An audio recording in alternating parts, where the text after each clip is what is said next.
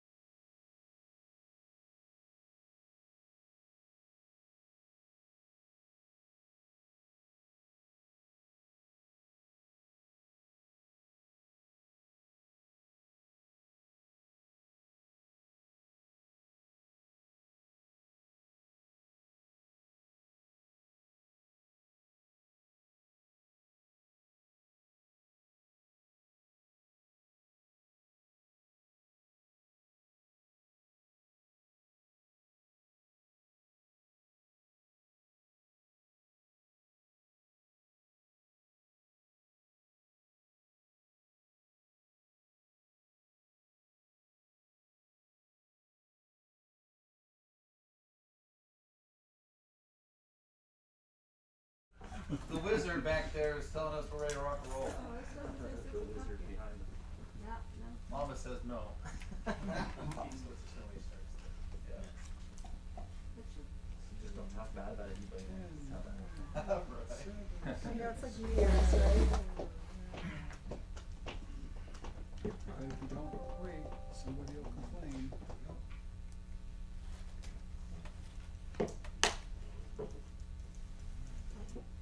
There we go. I'm not ready.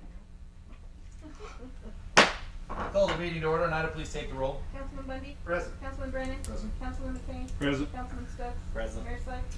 President, let the record reflect that we do have a quorum for the December 14th, 2020 meeting. Rundown, or actually, before we get going, Councilman, I need to have Nina change or at least state what she wants to change. On the bills, the amount on the bills, I need to increase it by $2,356.80. There was two bills that came in today that were for the broadband grant, and they had to get paid because we had to turn in that grant today. So I have to increase the amount you're gonna up to $664,260.67. Bills, Mr. Mayor. Councilman Bundy? So when it comes time for one of the councilmen to make an approval of the consent agenda, we'll just give them a new fee, correct? Or we're changing that now, so we don't have to adjust it. I just wrote the new amount on Okay. here. I guess that's however Mr. Fitzgerald says. That's Okay, fine. thank you.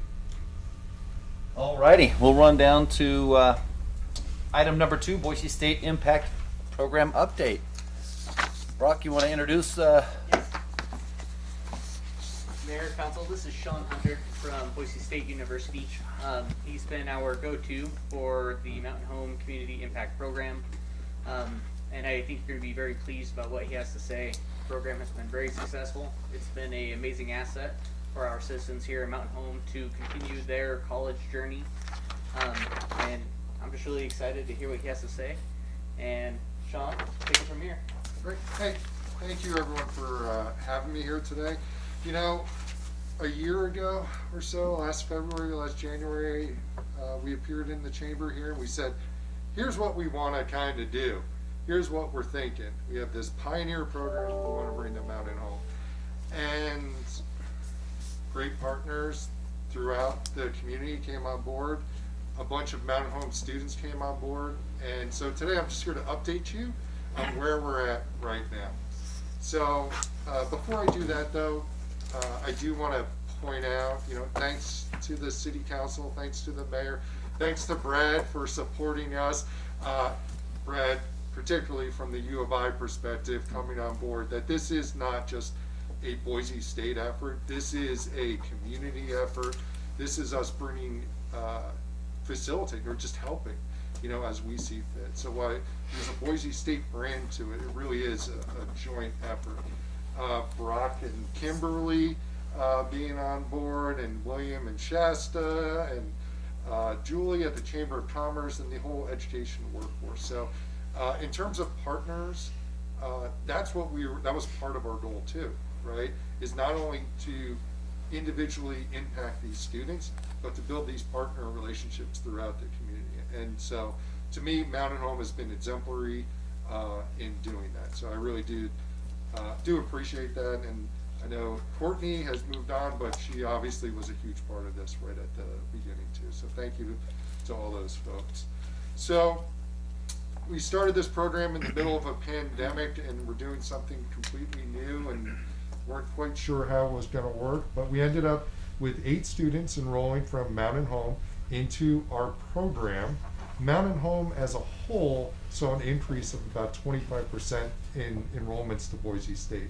So there's not only students that were coming into our program, but then there were students that were additional students that enrolled in Boise State. Just for the fall semester, those students earned 92 credit hours, and we gave out over $16,000 in scholarships to those students from Boise State. We expect the spring semester to look pretty much identical, and the summer semester to look identical to that also. And then they'll carry on into the second part. Now, when we spoke last year, we talked about signature degree programs related to geographic regions. And we quickly, or as we've gone through the process and we've put students into the programs, The students are more interested in signature support for their individualized degree programs. So the students said, yeah, that's great, but here's what I want to do. And so we went with the students. And so we are shifting in focus a little bit away from here's a particular degree for Mountain Home to here's a particular type of support that we give to Mountain Home. And this is support not only from my staff, from the community leaders, from the city, but all the way from faculty and from the university leadership. I think our university president has spoke to each of the students personally, and I spoke to almost all the cohort myself. All right, and they are great and amazing and empowered and doing great things. Our initial offerings this fall, there was a leadership course that the students did over the course of 2 days here, and then there was an entrepreneur course. And so last week we had an entrepreneurship showcase. We showcased 3 Mountain Home students on here's some business ideas that they're pursuing or they're looking at.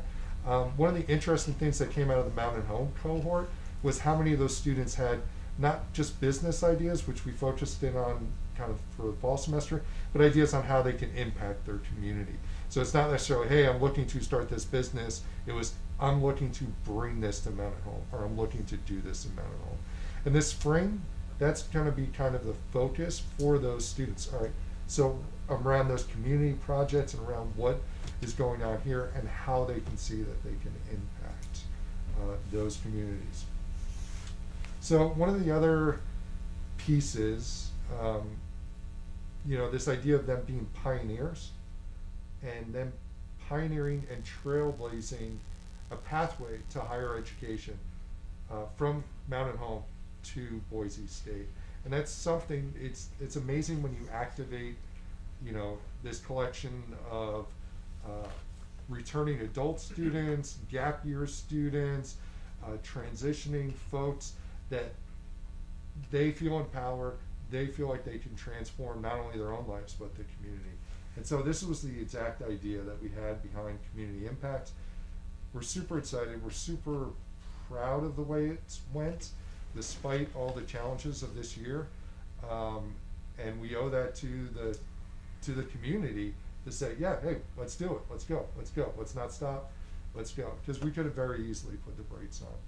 So I'll answer any questions you want related to the program and the great work we're doing down here. Mr. Mayor. Councilman Stowe?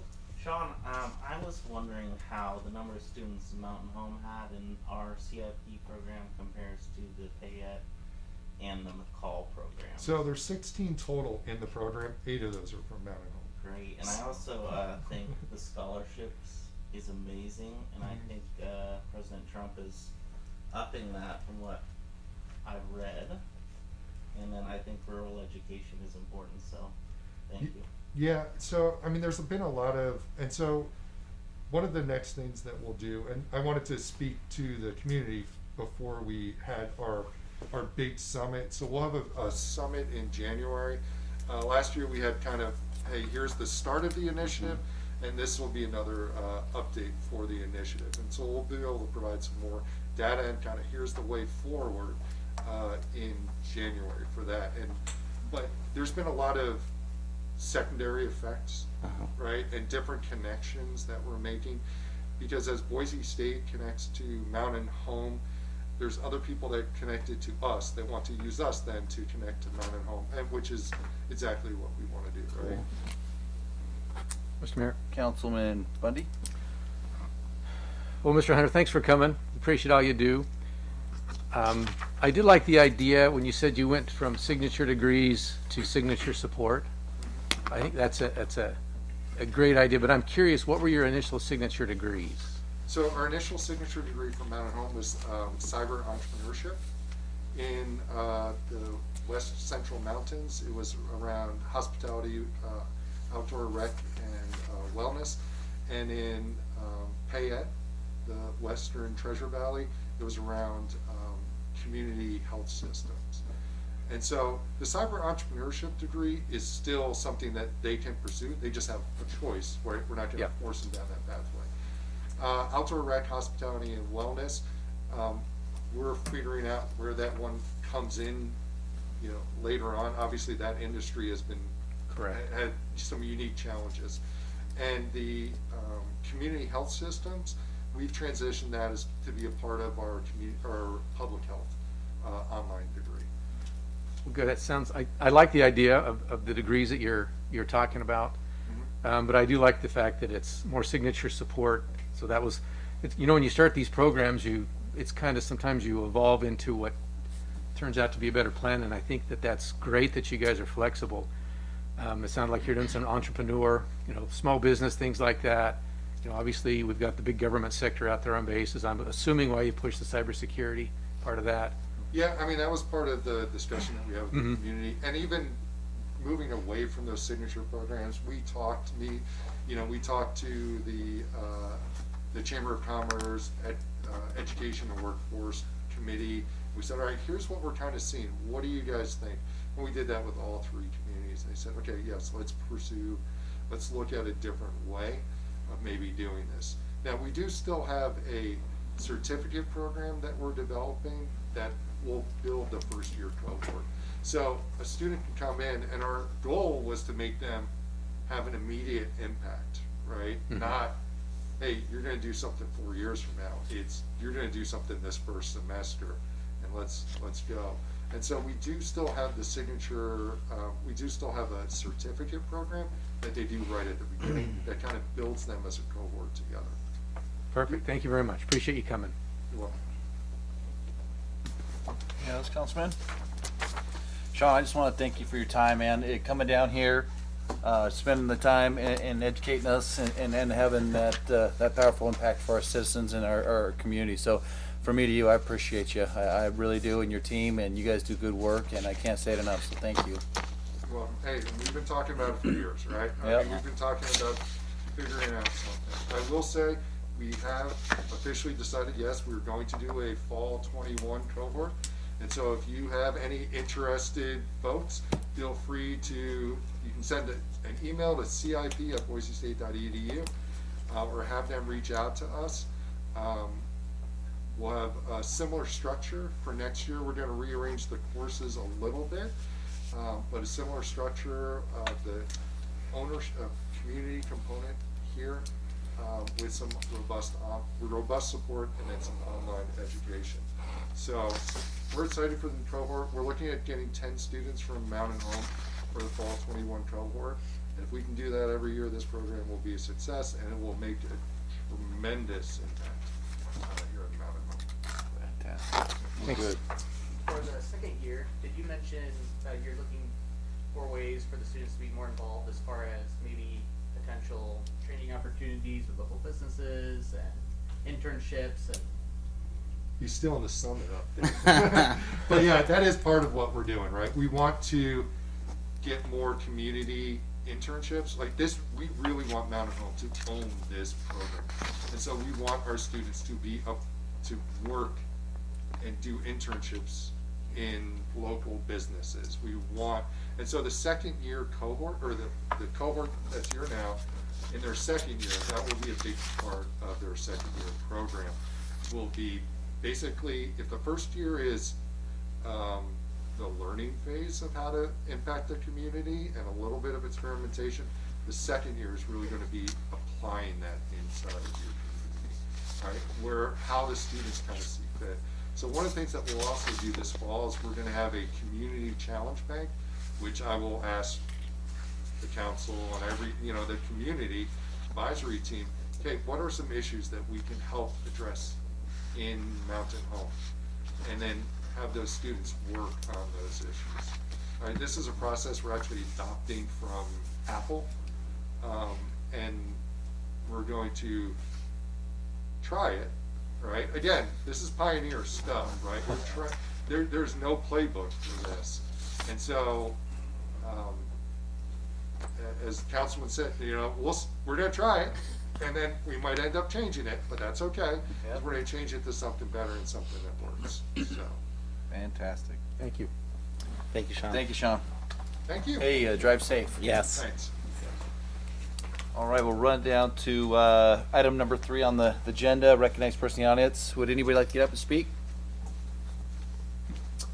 Alrighty, we'll run down to council. Council, got anything really quick? Mr. Mayor, Councilman Stokes? I want to thank the street department for out there plowing on the streets, laying on the gravel, just keeping the citizens safe. Roger that. Mr. Mayor? Councilman Bundy? Piggyback a little bit on what Brad said, but a little bit different. As we've had folks come into town, even though, you know, there's not a lot of travel this year, we've got some people coming into town, and like a lot of you, people that haven't been in town for a while are noticing the upgrades. And they're happy with the upgrades, and people are bringing family in, and they're just very pleased with the infrastructure work that we've done, the new sidewalks, the fact that we moved the Christmas lights downtown, and it kind of showcases downtown. So I think this is just, it just creates a positive image, and it's been well received. I just kind of wanted to let all the folks know in town that, and the city employees, that it's been noticed, and a lot of folks are really happy with the way the city's going. Roger that. Thank you, Councilman. All right. Any other here or not? We'll run down to item number 5. Councilman, consent agenda. Is there any questions? You want to pull anything? You want to talk about any of these? Nina had requested that we change it from 60, or what was it, Nina? It's now $664,260.67. And that would be item B. Mr. Mayor? Councilman Bundy? Okay, with no further questions, I move that we pass the consent agenda as printed. I have a question, sorry. Chance. Do you mind?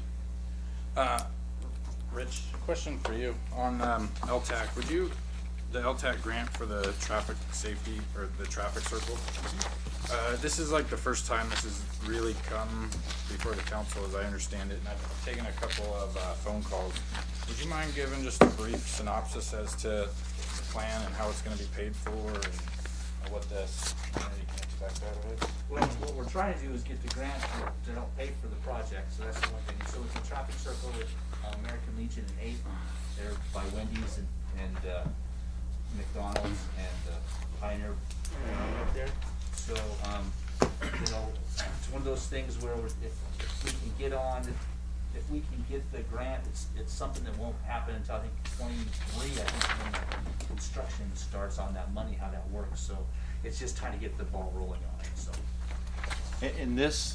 So this was one of those projects that works great with the SPUI that ITD will they're looking into the, what was it, 2035 or whatnot. We couldn't do stoplights because they were too close to the off ramps, the on and off ramps, and then the traffic circle was the only idea that we proposed to them that they said would work the best with that new SPUI. So The grant application request shows a construction taking place in spring of 2022, if we're awarded the grant. Okay. Does that sound I accurate? couldn't remember which year it was. Those windows. That sound, yeah, that's probably right. And so this is mostly a city project and not a state project, is that right? Well, it's a city IT. project. It would be. It's pretty much like what we did with on 8th Street over there by 8th and 3rd.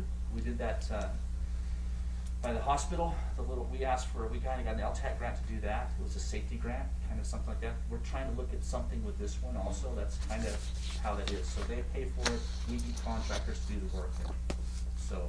Who's they pay for it? LTAC? LTAC. Through the grant? Through a grant, correct. And so that's how this one would work also. Kind of the same thing as, it'd be the same thing as we did 18th Street with. yeah, So- this one is GB Davis Bacon wages because it's a federal highway, not a state highway. Well, It's next either to the one. federal, it's We're right used there. Yeah. Okay. Yep. So I mean, there's a lot of pieces with this. I mean, again, this is a pretty competitive grant, so, you know, we'll see how we fit into it. And it's one of those that we can see where we are. If we don't get it, we can fix it and get it into next year. So that's one of those, you know, what's bad about this is a lot of these grants, with this one is you score high if if we've had accidents on those corners and then different things, fatalities, you know, sure, somebody dies and they bump you right up. I mean, you know, we would get it. But so it's one of those things where it's competitive trying to get. I see. So, And as far as I'm just asking these to kind of put it on the record, right? I talked to Carl Vaughn today, ITD foreman for the area, and so this is planned to start as a 1-lane roundabout, right? if No, we we're get- gonna do both. If we get this grant, we're asking for the money for two lanes. All at once, Yes. to do 2 at once. Okay. What about acquiring the private property? Do we have to acquire private property, or does the state already have it? We'll have to acquire it. And we've had meetings about a year ago to talk with all the different businesses there, and they're willing to donate the land for it. All 4 corners are? And Carl had mentioned that the state has enough in the right of way for the 2-lane roundabout, with the exception of McDonald's. Is that not right? Because of their sign? I think the sign would have to move, a couple little things would have to move with that, yes. Okay. Yep. But with this amount, it would be the full project, 2 lanes, and it is commercial truck accessible. A lot of people that drive trucks are worried that they won't be able to navigate through it, but it's got that Yep, that's why it's the 2 lane. kind of an island. What do you call that? Well, the circle piece in the middle, yeah. This one's It's a a traffic transition circle island. instead of a roundabout. Roundabouts are for more residential, non-trucks. Okay. This is a traffic circle, larger, for 3 trailer tractor Yeah, the trucks. 53 footers, yep. Yeah. Bigger. Okay. I just wanted to put that out there. I appreciate it. Yep. So now if we were looking at, we've talked about it, if it was one of those things that we had to do on our own, we would do the 1 lane and keep it as long as we could, but we're gonna try to get the grant to do the whole thing, get it done to start with. Okay. So, but we would have to acquire the land for a two one, but still put in just the single lane, so.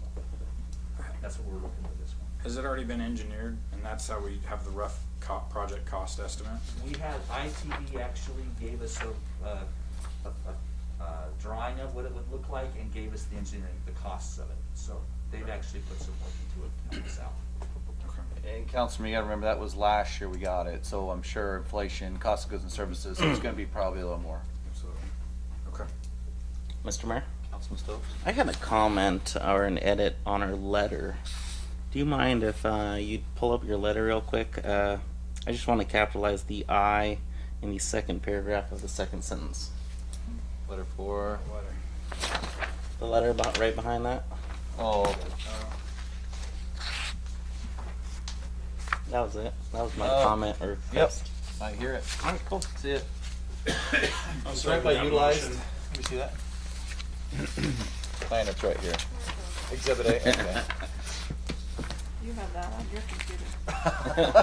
Come on, Brock! I'll show it to you. I write a lot of letters. That wasn't Brock's fault, it was staff's fault.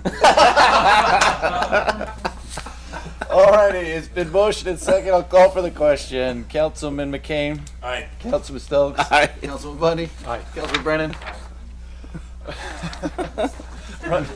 Run down. Who seconded that? Councilman McCain. McCain. Run down to item number 6, old business. There was none. Item number 7, new business items removed from the consent agenda. There were none.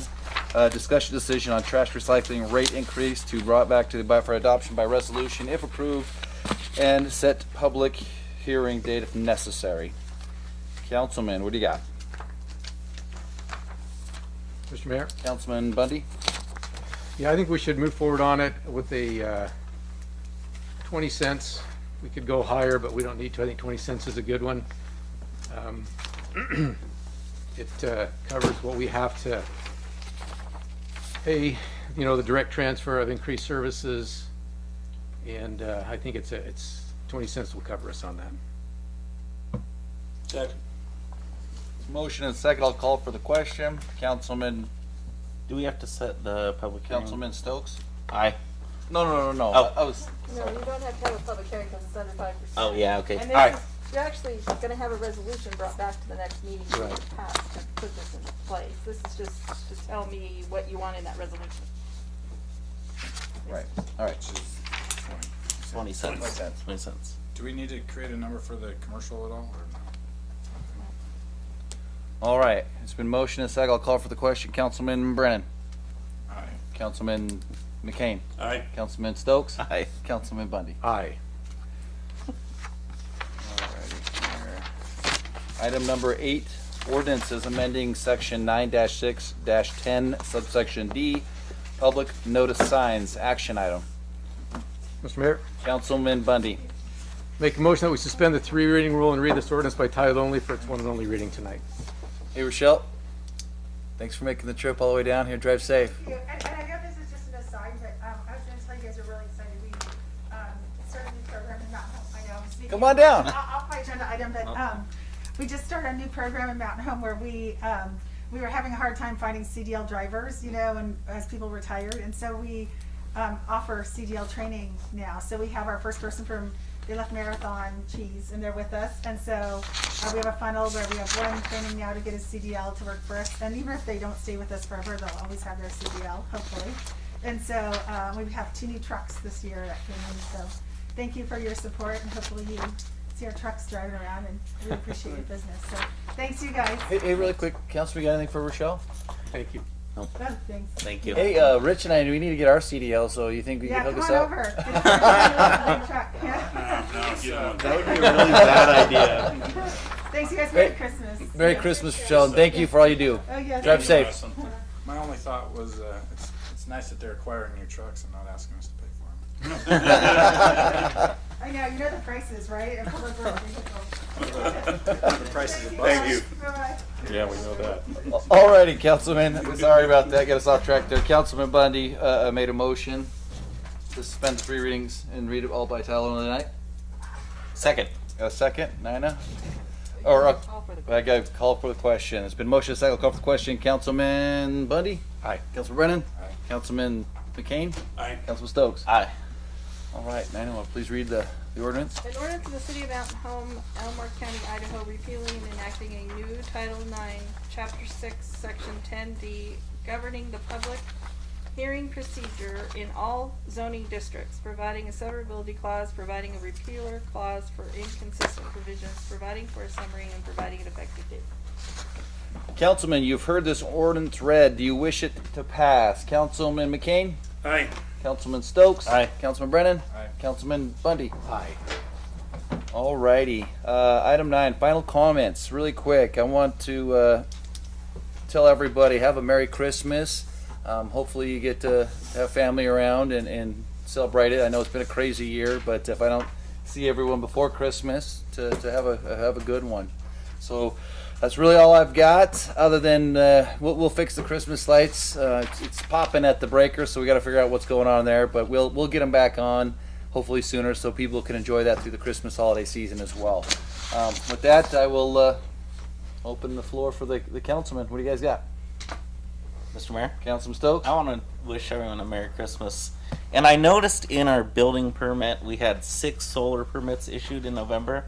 I think that is cool, so keep rocking it. That's awesome. Alrighty. With that, we will adjourn the meeting. Man, I'll tell you what, I'm gonna have to hit